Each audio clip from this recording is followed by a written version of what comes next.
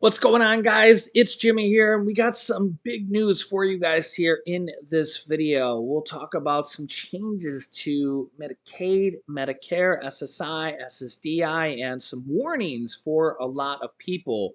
Some new eligibility that is going to be happening here. Also, in this video as well, we'll be talking about Social Security's latest rule could mean bigger payments if it passes. We'll go over that here in this video as well. So let's jump right in. Thank you so much for liking and sharing these videos, especially today because today is my birthday. And that's right. Yeah, so, and if you've been watching my channel, you know how old I am. That's right. If you don't know, please comment down below and take a guess. Yeah, if you've been watching my channel, you already know. Yeah, in my earlier video here today, I had a special guest appearance in my video. Yeah, and if you didn't watch that, I'll link you to that video here as well. Also, in my previous video right before this, I did a big video about Social Security update as well, about changes they want to make to Social Security to fix it. Because Social Security, the latest Congressional Budget Office report says Social Security could run out of money in as early as 9 years. That's right. So I'll link you to that video here at the end of this video if you didn't see it, because that's a very important video here as well. But let's jump right in. Here we go. Okay, Medicaid. There's tens of millions of people on Medicaid. I think the last thing I seen was 89 million people on Medicaid. Annual eligibility reviews will start again on April 1st. Yeah, so this is going to be very big for a lot of people here.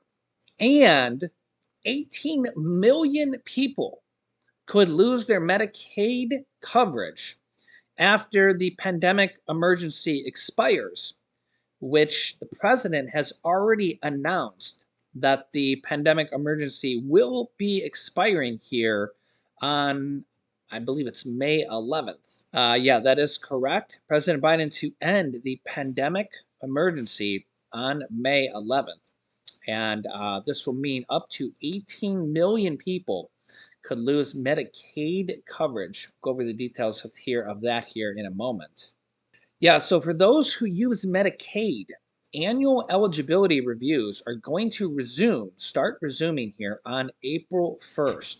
So get ready, and if you have any friends or family who are on this here as well, share this video here with them after the video's over. Click the share button down below here. Officials with the Department of Health and Human Services said the requirements for Medicaid are not changing. Everything is just going back to the way it was before the pandemic, which goes all the way back to 2020.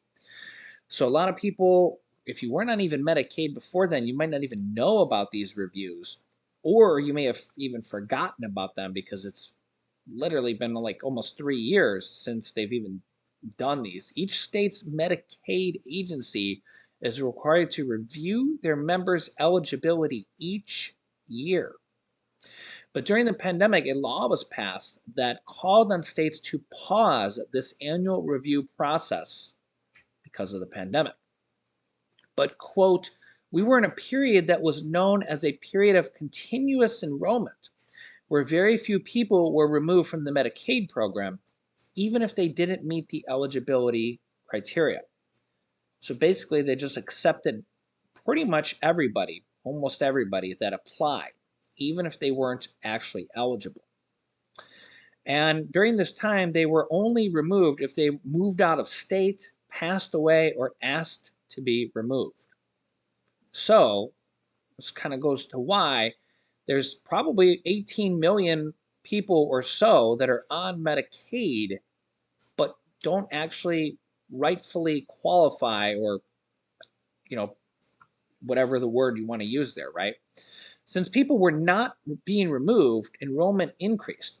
Quote, you have people that are enrolled in the program still who don't actually meet the normal eligibility or the regular eligibility requirements, if you kind of get my drift here. Congress passed a bill in December that President Biden signed. This was passed by both Republicans and Democrats in the House and the Senate, which said the process would begin again on April 1st. which at this point is almost 30 days away. Yeah, a little bit more. Quote, we have people who have remained in Medicaid who are likely no longer categorically eligible. They don't meet the age or the income requirements, or were maybe never even eligible to begin with. Those who do not qualify for Medicaid, there are resources available. We anticipate through the end of 2023 that we will see some of these patients who have been previously on Medicaid and who have been enrolled off or not automatically enrolled.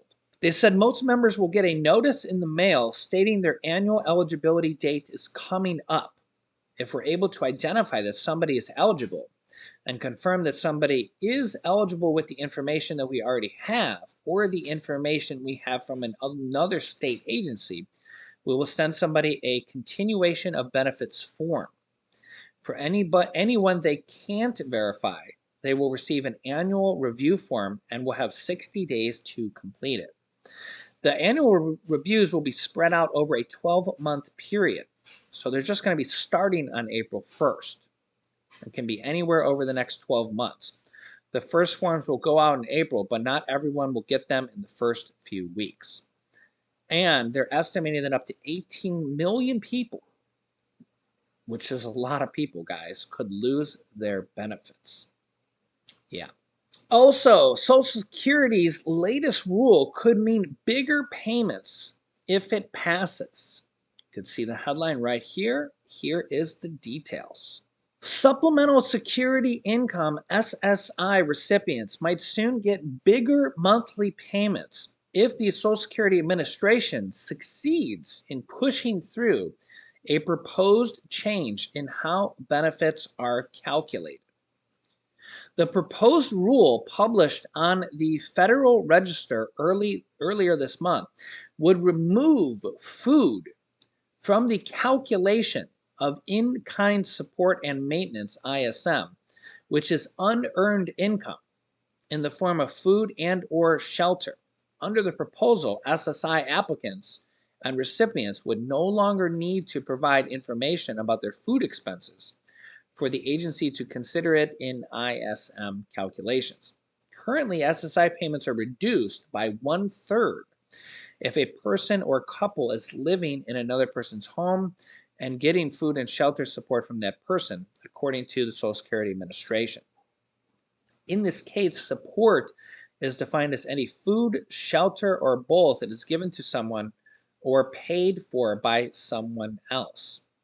SSI provides a monthly benefit to adults and children with disabilities or blindness and resources below specific financial limits. SSI payments are also made to people ages 65 and older who meet the financial qualifications, even if they're not disabled.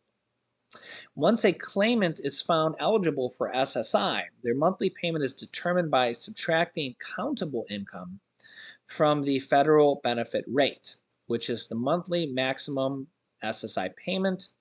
For 2023, it's $914 a month for an individual and $1371 for an eligible individual for couples.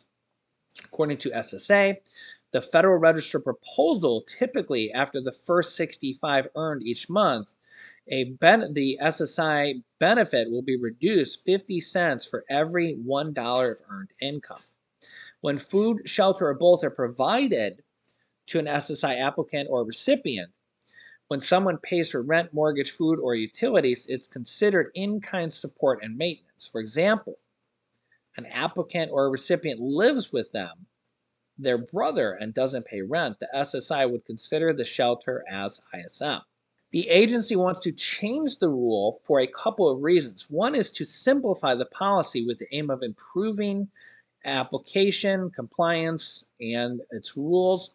The other is to promote equity by not disadvantaging an already vulnerable population when they receive food assistance, which we know food is already sky high.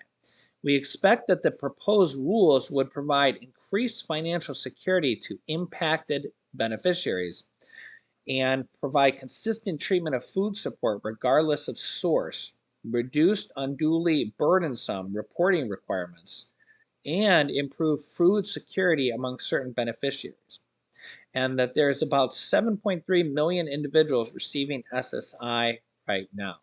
The proposed rule would be up for public comment through April 17th before it can be finalized, according to Disability Scoop. Yeah, so let me know your thoughts here. As food is getting more and more expensive, SNAP benefits have been cut. The extra SNAP bonus pandemic benefits are ending here in February. Some states will get their payouts in March if they're one of the states that pay out the benefits the next month, but the extra pandemic benefits are ending. Um, yeah, which is unfortunate here. I'll link you to a video here I just did on that. But make sure you subscribe down below to our YouTube channel, and I'll keep you up to date here on all this information as it comes out. And thanks for liking and sharing. Click the bell icon after you subscribe so you don't miss out on any new videos. It's completely free to do so. Here's some videos you can watch next. Here's that video on the important SNAP information here as well. Here's a video I just did with my special guest appearance and the US threatening China here as well. So click on one of those videos next. Thanks for watching, guys, and I'll see you in the next video.